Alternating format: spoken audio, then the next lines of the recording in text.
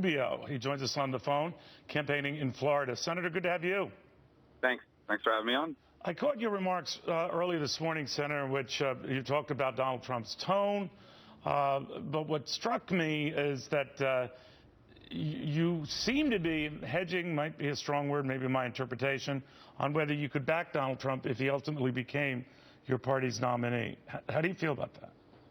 Well, the fact that I'm even asked about it tells you how I feel about it, and that is, it makes it harder every day. I don't want the Republican Party to have to make that choice. I don't want us to nominate someone, no matter what I do. A significant percentage of Republicans are not going to vote for him.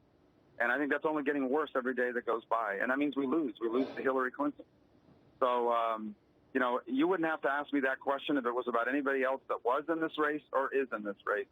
You have to ask me that about Donald Trump, because every single day he continues to make it harder and harder for people to be able to be supportive of him. I mean, once to be in a race with someone that you disagree with on policy, but in general you agree with on a lot of things.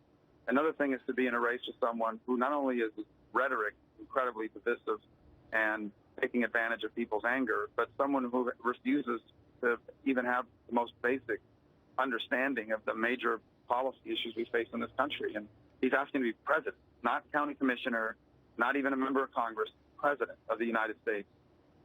But you seem to be blaming these dust-ups at his event, particularly one last night, on him. Well, I said that last night's event, put that aside for a moment, because Chicago is a place where there's a lot of professional protesters and provocateurs, and I do not believe that no matter how offensive you may find Donald Trump, you do not have a right to disrupt his events and prevent him from speaking. That aside, you can't ignore the fact that increasingly Donald Trump events have become violent. You had a guy sucker punch the other day at one of his events. The guy is released from jail after being arrested for having done it, and he says the next time maybe we should kill him, and they refuse to condemn him. Yeah, he's responsible for that language, and I think we as Republicans, those of us who are Republicans, need to look at ourselves and say, is this what the party is going to be about? And we as Americans look and say, is this the kind of discourse we're going to have in American politics moving forward? Because if it is, we're in a lot of trouble. What he did say, though, referring to criticism he got from you, Senator, and from Ted Cruz, is they wish they had the number of people I do at my rallies. Tens of thousands of people, obviously, paraphrasing here, you're going to have some. But that's the way he always goes back to. If he judges himself by how many people he has to go to his rallies, it's always about Donald Trump. All of this is about him for himself. It's all about how many people come to see him. Him.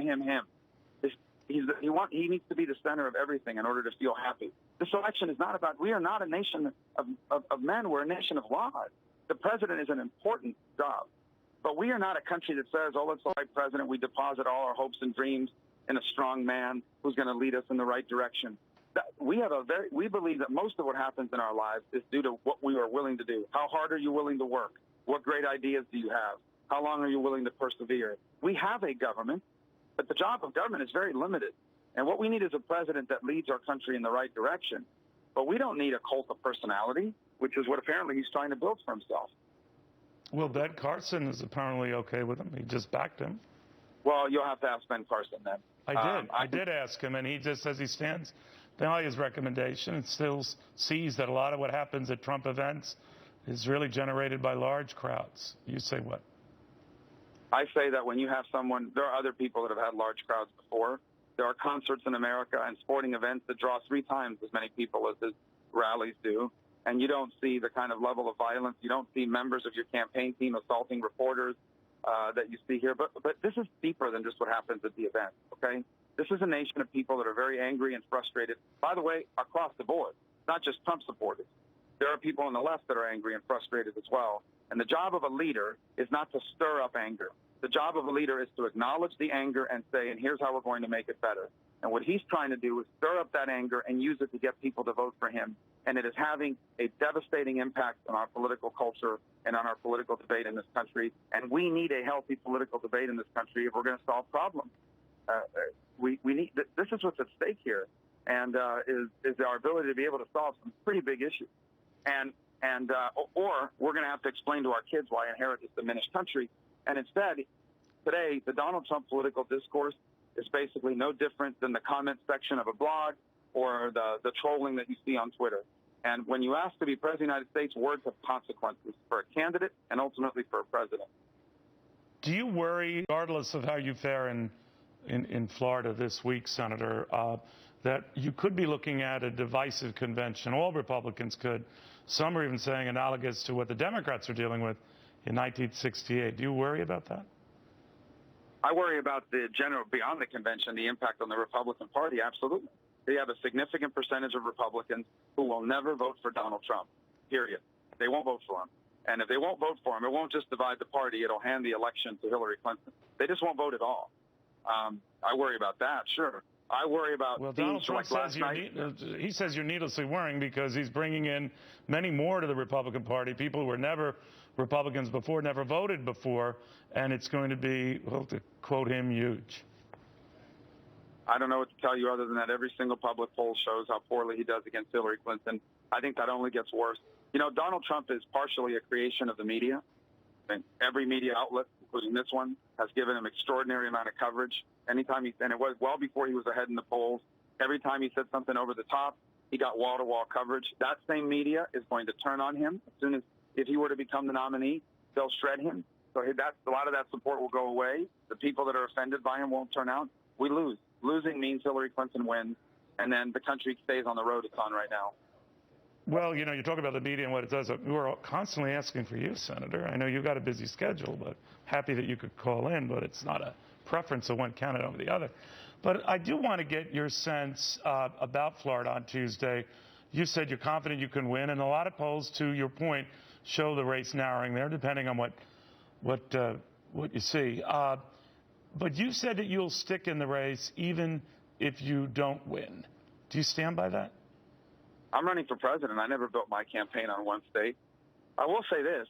I do believe that the winner of the Florida primary, because of the large number of awards and because of its importance on the national stage, the winner of the Florida primary is going to have an inside track on the nomination, even if they're behind. So if it's me, I think it's going to really give us an enormous boost.